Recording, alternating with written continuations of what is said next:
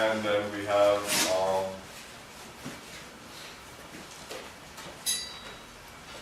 12 pi. I can pull out 4 pi over 5. Then we have 3 plus L1 L2 squared times the probability distribution of L2 d omega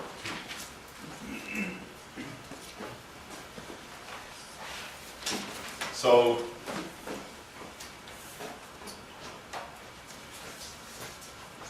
that's the energy that we have. Now, we need to do this average, and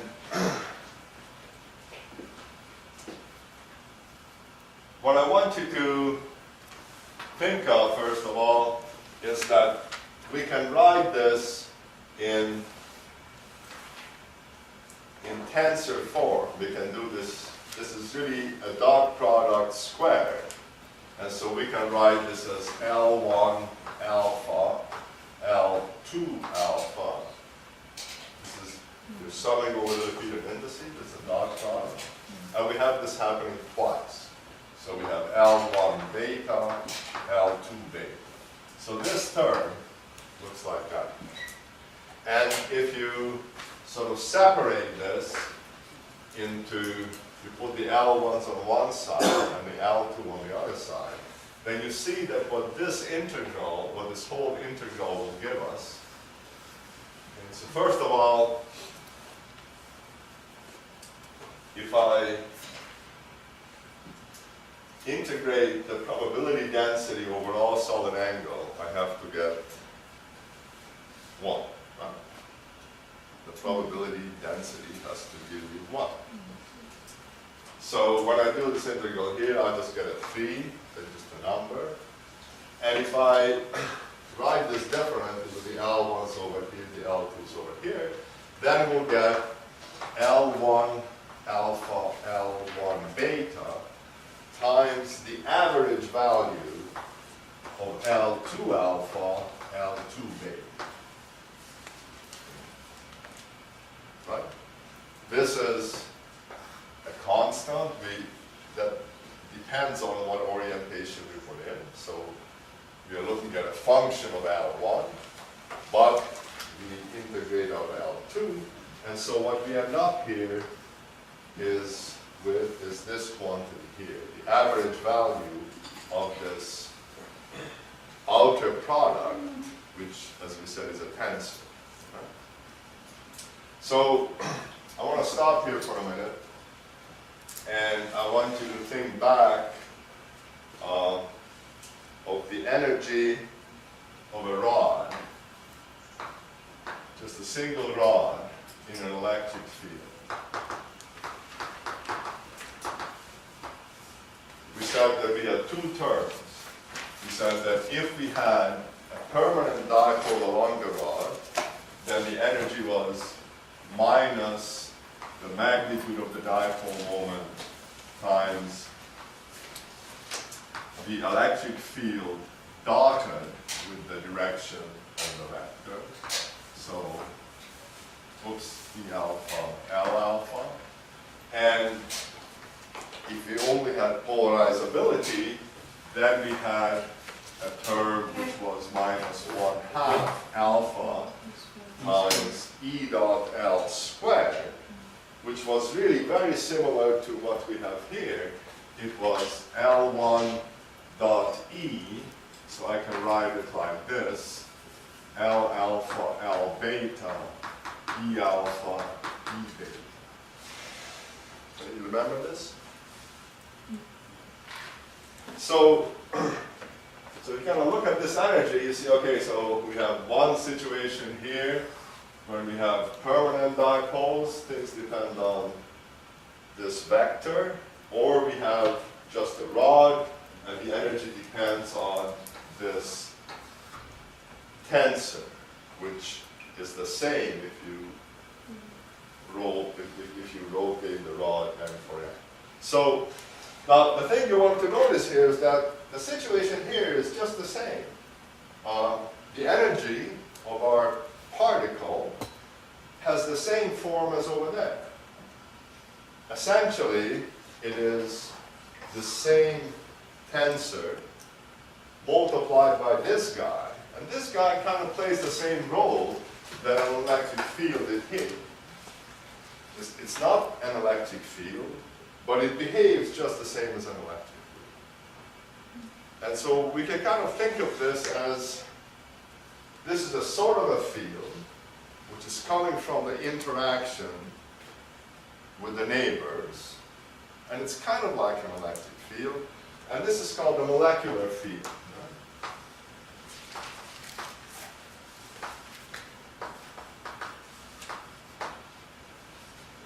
But for all intents and purposes, you can imagine that the effect on the average of the neighbors is just the same as if you were to put a molecule into an electric field whose magnitude was the same as what you get here. Okay? So this is the molecular field, basically, that aligns each individual molecule.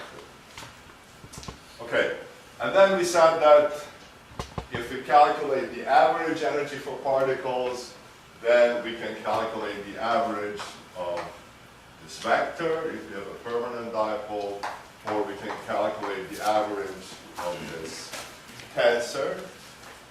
And this corresponded in some sense to cos theta, and this corresponded in some sense to cos squared theta. And we said that it was better to change this to the second Legendre polynomial, because this vanishes when the molecules are pointing every which way, and it's 1 when the molecule is perfectly aligned. And so the better order parameter was 1/2 3L alpha L beta minus delta alpha beta. Okay? We're all together on this yet? Still, brother? So this is really the order parameter. This is called the order parameter tensor, which I mentioned before. And really, we can write this in terms of the order parameter tensor, and that ends up a kind of a useful way of doing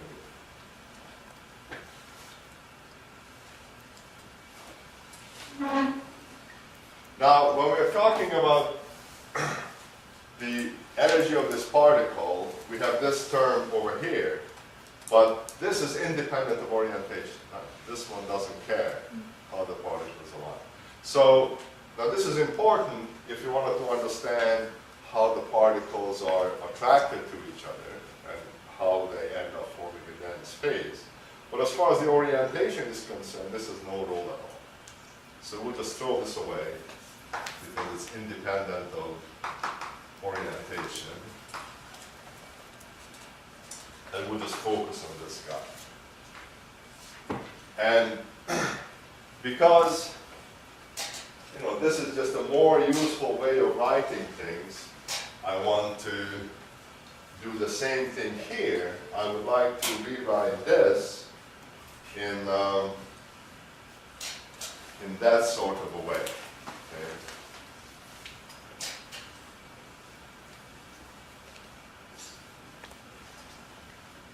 So let me try to do that.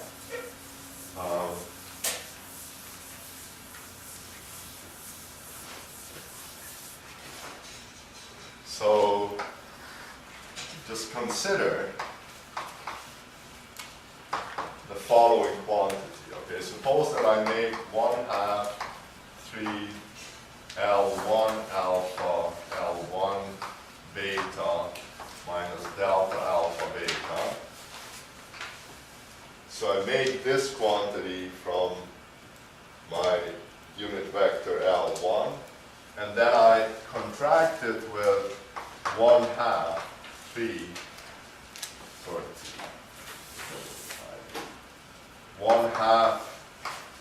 3L L2 alpha, L2 beta, minus delta alpha beta.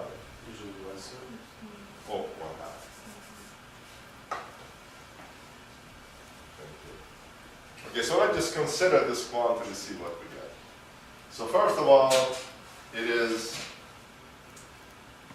a scalar, because it has really dot products here and here and here. Okay? So let's see what this is equal to. So first of all, we got a quarter here. Then if I multiply this guy by this guy, I get 9. And now, what happens here? I'll have L1, let's write out this term for now, L1 alpha, L1 beta, L2 alpha, L2 beta.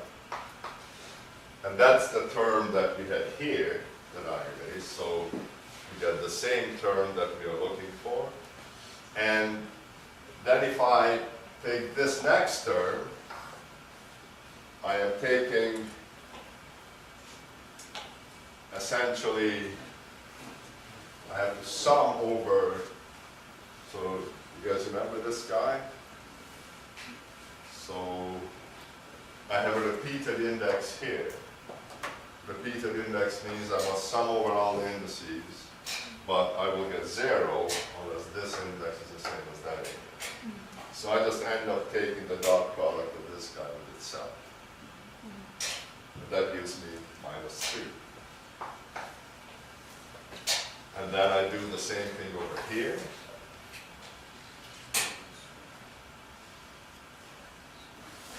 I have -3 again. And then here, what do I have?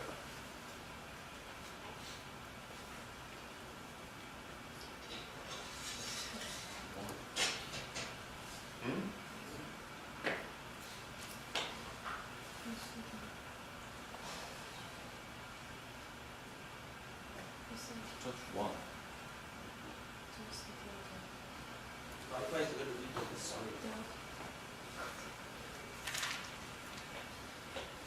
Well, just write down the two things side by side, right? Suppose that x is 1. Suppose that alpha is x. X and x. Well, the other guy has to be also x to make it non-zero. So we get xx squared, which is 1, right? Plus 1, plus 1. So you get 3.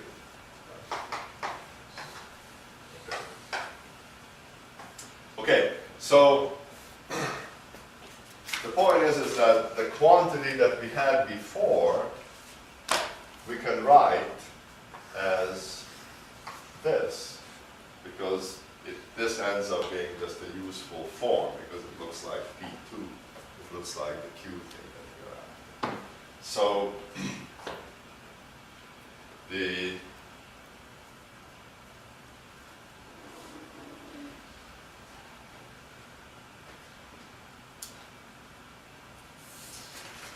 So I guess what I want to use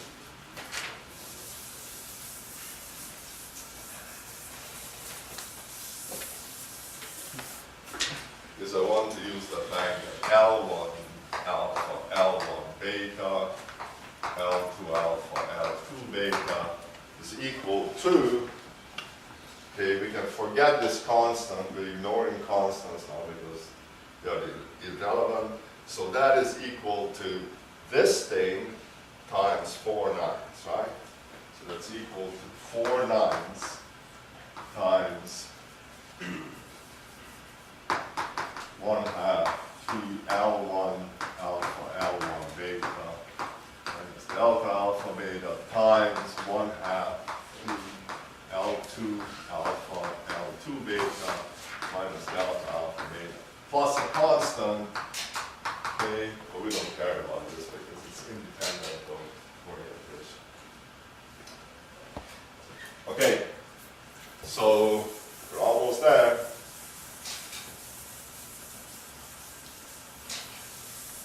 So this guy here is h nu rho alpha squared 4 pi epsilon naught squared 3 r naught cubed minus 4 pi over 5.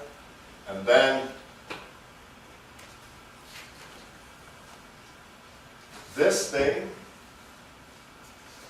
is just that, which I can write in this way. So there's 4 9s, which I'm going to pull out. So I'm going to write 4 9s here. And then I have the integral of 1/2. And I'm just going to write it like this now, L1, L1 minus the identity. So that's just the first term. And 1/2 3L2, L2 minus the identity, which is the second term, times this thing times L2 d omega 2. And so you see that this thing doesn't depend on L2. We can pull this out of the integral. And when I do this average, I just get the average of this thing here, which is just an order parameter tensor. So we have this really simple picture, which is that the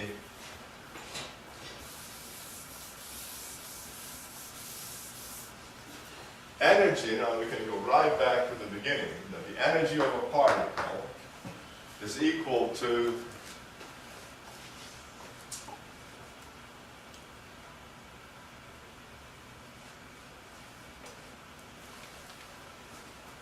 this complicated thing, and we'll give it a different name, but I don't want to do it just yet. Let's just call this thing for now minus C. It's equal to minus C times 1/2 P L hat minus the identity times the order parameter tensor Q. And we understand that we are doing a dot product here on each of those terms. And in this other expression here, we have to take the average of this term. But if I take the average of that term, then we just get Q again. So we just get minus plus 1/2 C times Q contracted with itself.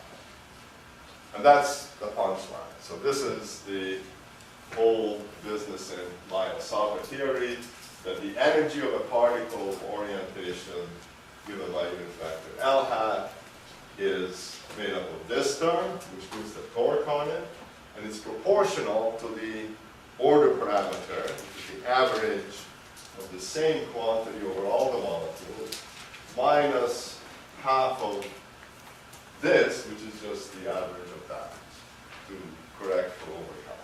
So this is kind of the punchline, and it looks a little complicated because it's in tensor form, but it's pretty simple. And of course, being energy, it is just a scalar. May I have a question? Yes. In that integral that you have just erased, you just dropped the number 3, right? So that's 3 in brackets.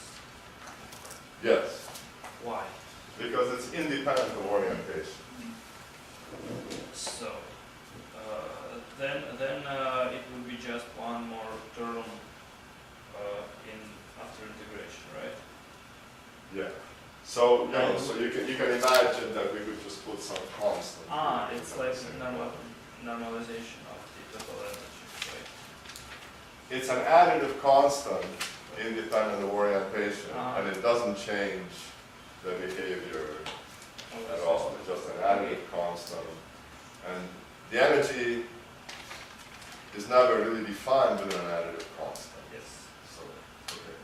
All right. So this is the story, and now we've kind of climbed the mountain, and I hope everybody kind of followed this. So, are there any questions on how we got here? Can you explain again about this? Explain. Explain about this. Actually, I can't remember. Well, we had the integral, and we had this term with the two L1s and the two L2s side by side.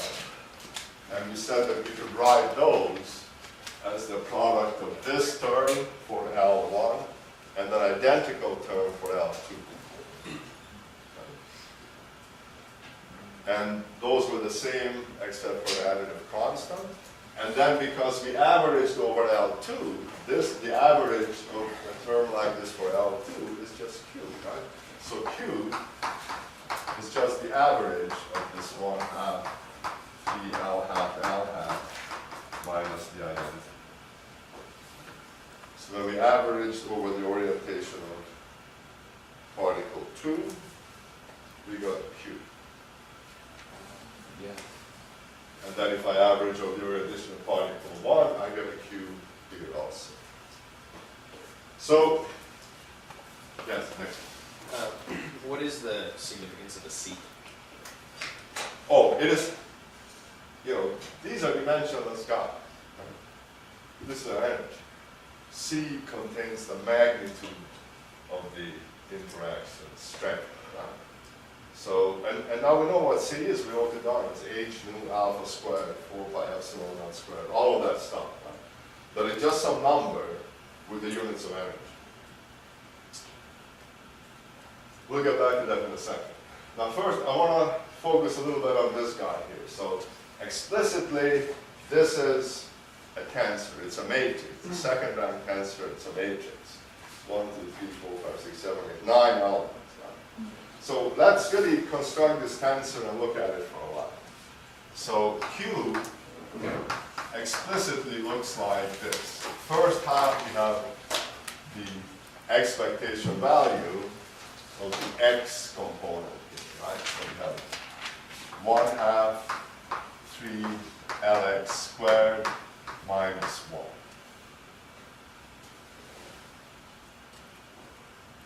Over here, we have 1/2 3 Lx Ly. No 1 anymore because the identity only has diagonal elements. Right? So, and then the next guy is here, LXL Z, and then this guy will be 1/2 3 Ly squared minus 1. This guy will be 1/2 3 Lz squared minus 1. And like that. And to construct this tensor, you imagine that, okay, you're going to take if somebody's going to freeze your system, and you'll walk inside, and you'll go to every molecule there, and you'll write a unit vector along the symmetry axis. Doesn't matter which way the arrowhead goes, you just draw one there. And you take its components, and you form these quantities from the components of the unit vector. You form all of them. Then you go to the next molecule, you do the same thing. Add those terms to these, and you keep on doing that until you've done it for every molecule, and you divide by n, and then you have this. Okay. Now, people who do computer simulations actually do that. That's what you really do. You make a model, things are bumping into each other. If you want to know the degree of order, that's exactly what you do. You look at each particle, put a unit vector there, get the components, construct this thing, do it for every particle, add them all up, divide by n. That's your order parameter tensor. Okay?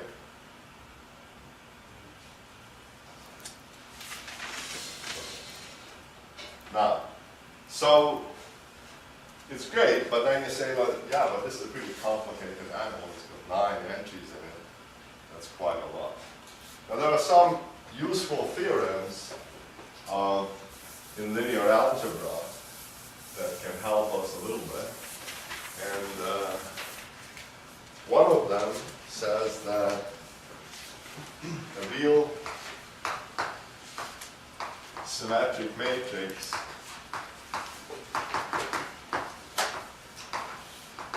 can be what? What can you do with real symmetric matrices? Understand? Hmm? can be diagonalized.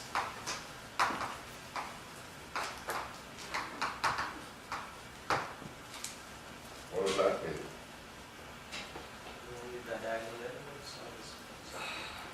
Right. How do you diagonalize something? You change the system of coordinates and, or not change. Yes, you choose some other system of coordinates and then look how this tensor looks in that system. Right. So basically, what this says is that you can always find a coordinate system in which a real symmetric matrix will only have diagonal elements.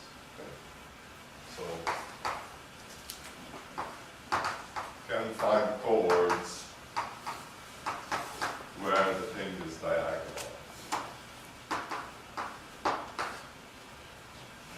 How to do that is a nice problem. I hope all of you can do that. Can you all do that?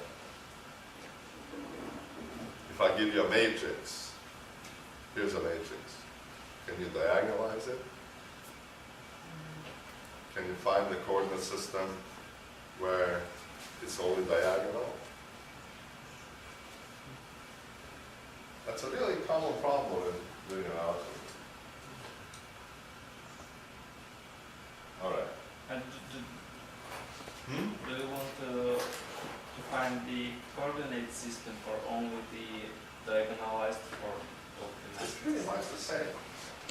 It's pretty much the same thing.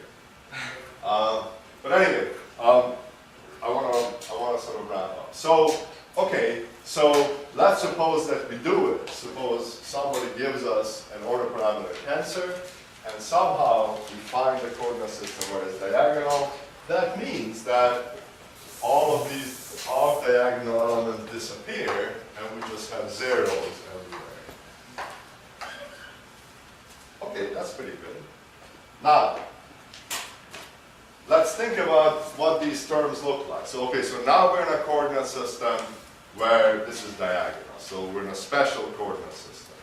In this coordinate system, if I write out what this thing is, then this is just 1/2 3 cos squared theta minus 1 average. So this is just P2, this element here, in that coordinate system. Okay?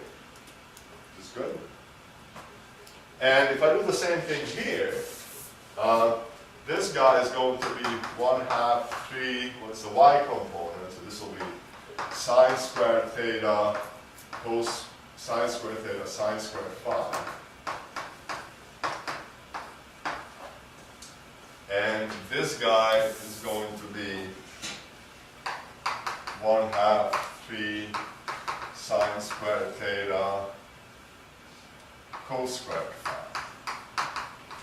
Average. Okay, so in that coordinate system, it means I can just look at the polar and azimuthal angle of the molecules and evaluate these quantities. Now, you can see that if we have no phi dependence in the distribution function, if the molecules are all equally likely to point in any phi direction that they want, then the average of sine squared phi will just be 1/2. If there's no preferred phi direction, we only have this theta direction which is preferred. Now remember, because the distribution function only depends on theta. We talked about it earlier on, so it doesn't depend on phi. So when I do this average, I have no phi dependence, so this guy just becomes 1/2. And this guy will become 1/2 because you're average.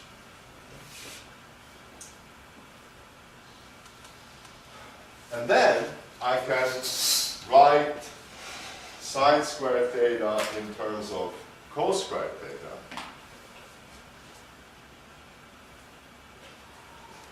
And this term, let me do it quickly, becomes 3 minus 3 cos squared theta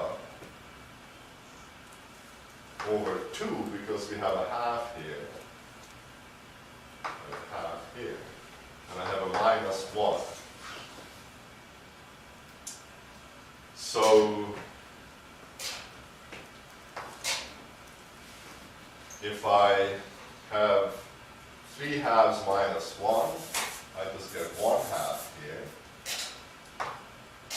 And if I pull out the minus 1 half, then I get minus 1 half times 3 cos squared theta minus 1. So people usually call this guy S.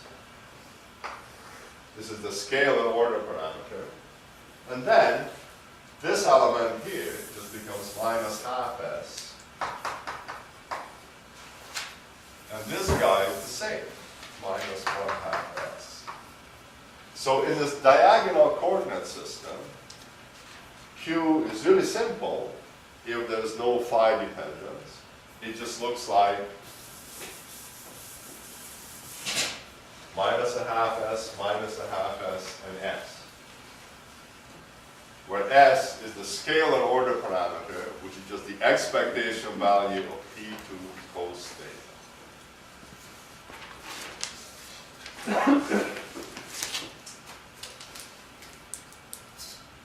Okay. So I think we're pretty much done. We can write the energy. So remember I had this contraction of this tensor with Q, and if I do that, then I can write that as P2 cos theta, right? Which is just 1 half 3 cos squared theta minus 1 times S, and I have minus some constant here, and I want to write this constant as minus rho u. The C that I had was proportional to the number density. I kind of want to cube this out here. And U is just some strength of interaction, which we had on the board before. And then the other term we had is minus half of that average. And so it's going to be plus 1 half rho U S squared. So this is a simple way of writing the energy, and again, S is just the average value of the second Legendre polynomial,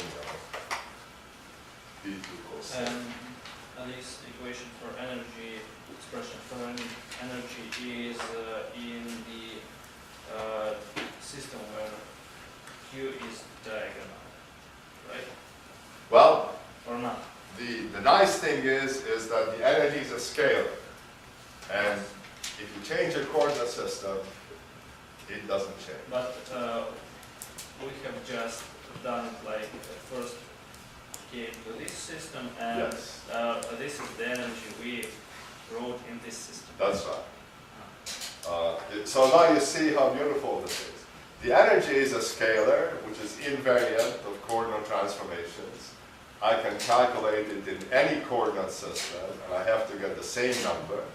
So I choose a coordinate system where life is easy, the calculation is essentially trivial, and I know that the energy is that in every coordinate system.